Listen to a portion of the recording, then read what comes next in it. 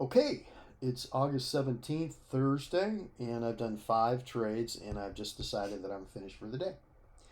So, what I want to do today is just share my rock solid trading wisdom for today. I know it seems obvious, but this is something I need to remind myself of because I get caught up in the moment quite a bit. Okay, so number one, when I trade according to a reasoned thesis for entry, stop, and targets, I do much better and my accuracy rate is fairly high. I'll give three trade examples from today. And the other rock solid trading wisdom for today is when I impulse trade the open or a news event, just trying to jump on volume and crossing my fingers that I'm going to be right about the direction, my accuracy level goes down a lot. And I'll give 2 trade examples from today. Okay? So let's. I hope I can find everything. The first trade I took today was on the US 30. And what happened here is I just started using RSI. I've been reading that it's an extremely popular indicator, probably one of the top 2 indicators that traders like to use. But I've tried to use it off and on, but I've never really had that much luck with it. But I started trying it again about a week ago, and I feel like I'm starting to get to know it a little bit better, and it's starting to help me. So the first trade for today was that I saw a lot of selling here happening starting around 8 o'clock this morning in New York time. And we put in a bottom here, and I noticed on the RSI that, try to zoom in a little bit here on this, that we went under the 30 line, and it kind of shades it in red a little bit when it does that sometimes, substantially.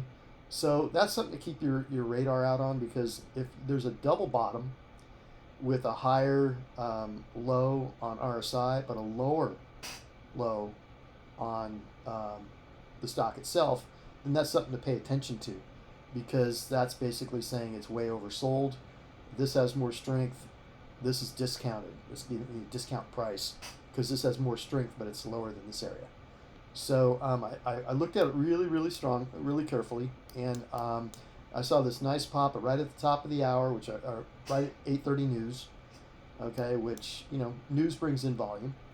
So I saw that, and then I saw the pullback to the mid level of this order block, and another strong bar up. So that was my signal. I went ahead. I saw this also. This, so I had two higher lows, and so that's showing me the strength of the market is going up substantially. And yet here we're almost at the very low, not quite, but almost at the very low with this one. Matter of fact, the wick hit the body of one of the lowest bars. So that, in my mind, that was definitely a buy. So I bought it like right here, and instantly I was up here, and then I kind of trailed my stop up here, just in this zone right here, and it stopped me out. Now I traded very small shares because it was a news play, but it wasn't just a news play with volume. I actually was looking at RSI. I was reasoning it out. I had a wide stop with very small shares, so I made about 2/3 of an R on that one. Okay, so that was the first trade. Now, the market opened at 9:30, and I had switched over to the Nasdaq 100.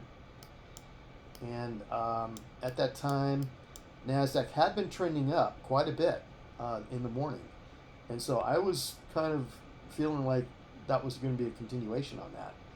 But when the market opened, it popped up, and I hopped on without. So this is the difference. I hopped on without really a. It was more of a hunch than anything. It wasn't like specific support and resistance levels, RSI telling me certain things. No, I was just trying to jump on volume. So I jumped on this trade, and I made like, I think I made about $25 because it went up and it started coming back right away, and I just closed it out. And I thought, well, it's just back testing. It's going to go higher. But again, the only reason I thought that was because it was the trend had already been up. But the trend had been down actually by the time of the market opened. So I was just trying to. It was a hunch play. It wasn't really coming from specific support and resistance levels or anything like that. So I hopped on again, and this time I got stopped out. Okay, So that was a drag because I gave back all of the money that I made on the first trade. The first two trades, actually. So now I'm flat. So now I'm thinking, okay, well, that sucks, but just go back to basics. All right, you impulse traded the open. It didn't work. Don't worry about it. So let's go back to basics. So my basic bread and butter play, generally speaking, my basic bread and butter play is continuation plays off moving averages. So in this case, we had a strong downtrend at the open. Now we're about 45, 42 minutes in, or 12 minutes into the open, and it starts bouncing off of VWAP right here, which is this blue line, and heading up. And at the time I saw, okay, look, you've got 1, 2, 3, 4 resistance levels that are very strong. And the 200 is red, that's extremely strong. But you've also got the 50, you've also got the 20 overhead, and you've got the 8 right here. So I got ready to short, and as soon as I saw this red candle here, I went ahead and got short. I put my stop above all these moving averages. And there was also an order block up here, a sell block.